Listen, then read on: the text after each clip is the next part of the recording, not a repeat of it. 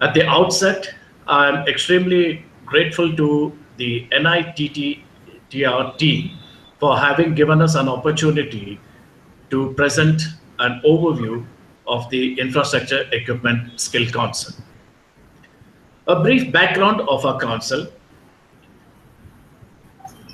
Last year, the sale of infrastructure equipment products was to the tune of about 56,000 machines. And it is expected that over the next decade, this will shoot up to about 215,000 machines per year. To meet this growth, the manpower demands would be in excess of 1 million operators and mechanics. Our industry is, as it is facing a challenge of shortage of skilled workforce, and with this growth, the demand for technically competent operators and mechanics is going to shoot up. While most of the OEMs have their own in-house training facilities, it focuses on the machines manufactured by them, and it is in no way scalable to meet the manpower requirement of the industry. Therefore, recognizing the future need, the Indian Construction Equipment Manufacturers Association, known by the acronym of ICMA, supported by CII, the Confederation of Indian Industry, proposed setting up of a council which would be the apex body to spearhead the skilling process of the industry. This was approved formally by the NSDC in 2014, and the ISC came into existence, and by end of the year had started commencing its operations. The IAC's main objective is to train over 1 million operators over the next decade, to have over 5,000 certified trainers, to accredit around 400 training organizations of global standards, and finally, to facilitate trained operators and mechanics in job placement. The ISC presently has a total of 31 members, which constitute 90% of the country's infrastructure equipment market.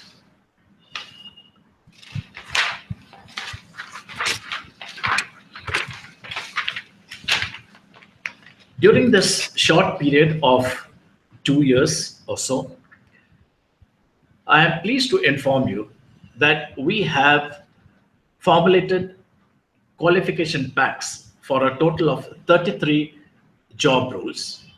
Another 10 are in the pipeline, and we have 44 training centers affiliated to us, and along with it, we have around 175 qualified and certified trainers from the industry.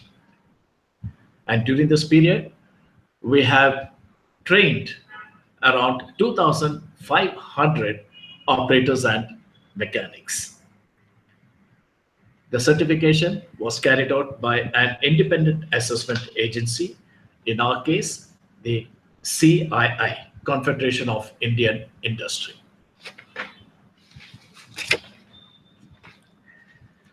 A flash of the various job roles that we have formulated. Majority of them are NSQF level 3 and 4, because that is where the demand is.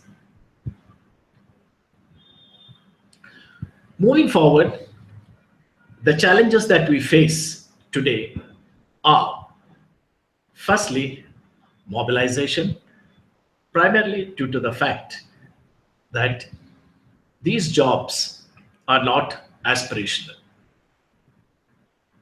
Second is the high cost of training. Besides heavy capital expenditure, the initial stages, the operating costs also are prohibitively high because of the cost of fuel.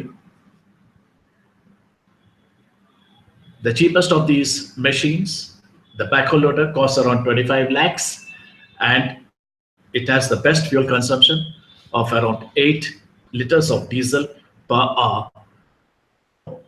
Gives you an idea of how much expenses go towards fuel in training these people. However, we have projected these requirements to the government, and we hope that in due course of time, the cost of training, the high capex, etc., will be met. Some of the proposals are release of the facilities and use of the various ITIs which are spread across the length and breadth of our country.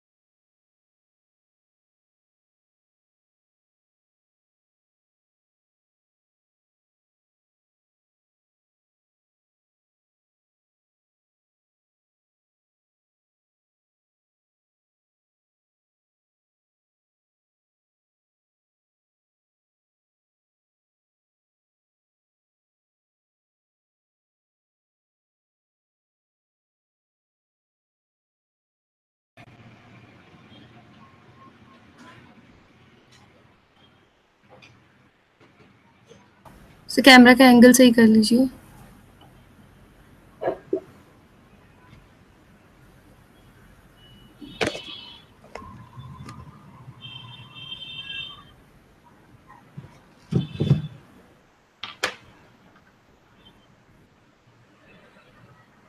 Sir यहाँ light की problem है थोड़ी, camera का angle ठीक कर लीजिए. Hello. Yes sir, यहाँ light की थोड़ी प्रॉब्लम है. आप लाइट ज्यादा है? कम है कम है। आपकी वो पीछे से विंडो भी जो प्राइम्स है वो। अब ठीक है? Yes sir.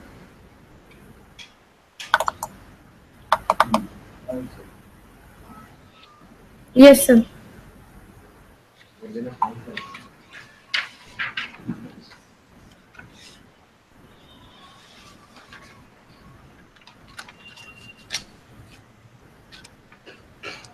Moving forward, we have also proposed to the government that all So sorry to infrastructure. interrupt you 1 minute. Okay. Sir, you talked about high operating cost, and thereafter you were talking about the wide network of ITIs available in the country. So thereafter we Yes, got sir. disconnected. So I'll request Okay. you to kindly restart from there. Okay, fine. Okay, thank you. To meet the high cost of training in terms of infrastructure facilities, we have recommended to the government that the unused facilities, the open ground of the various ITIs spread across the length and breadth of the country be made available to us. It has the advantages of, firstly, many of these ITIs are in the rural areas, and second, it will kickstart the skilling process with minimal loss of time, since the facilities are already existing. Moving forward, we have also recommended to the government that operation and servicing of all construction equipment should be carried out by IAC certified personnel only. While the OEMs have already mandated that their equipment will only be operated by IAC certified personnel, this mandate from the government will also enable the skilling process to get a good push. And moving forward, you will find all the stakeholders will benefit. The manufacturers, their equipment will be looked after well, operated, and serviced by qualified personnel. The end users, that is the customers and the owners of these machines, will be able to extract the maximum productivity with minimal downtime. And we hope that over the period of time, this, the man behind the machine, as they say, the most critical factor, would gain in importance as far as the operations are concerned. Thank you very much.